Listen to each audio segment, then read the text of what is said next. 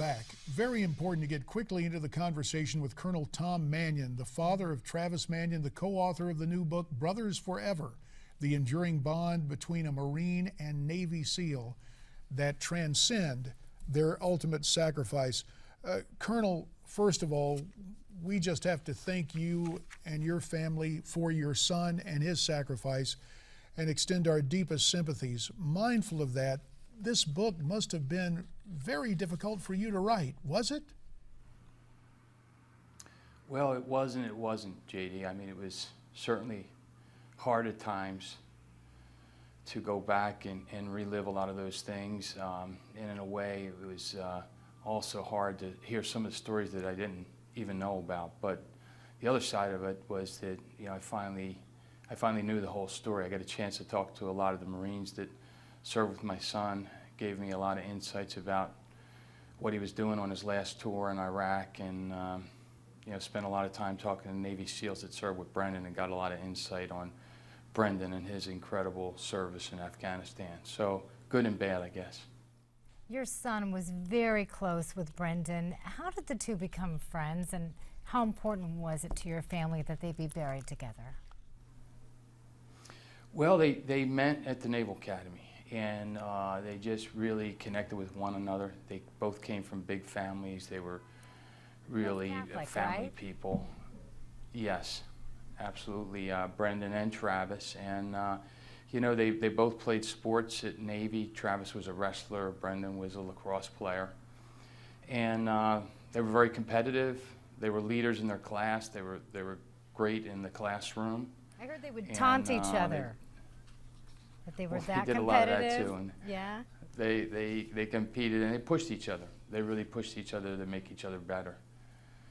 And you know, that comes through with a lot of the guys that we talked to at the Naval Academy. They shared that time and again about how the two of them would always push each other. And you know, when Travis went to the 1st Reconnaissance Battalion and on to Fallujah for his first tour, Brendan wanted to make an impact, and he actually did a transfer from Naval Intelligence to the Navy SEALs. Wow. Again, just so he could be a part of you know, what was happening. Well, so they always pushed each other. You obviously had a career in the Marine Corps. You knew what was at stake. These young men knew what was at stake. What do you hope readers take from the book you've written? We've got a couple of minutes remaining, Colonel. What do you think readers ought to get from this book? Well, for me, it's a story about all that serve and all the service and sacrifice, and also the leadership and inspiration.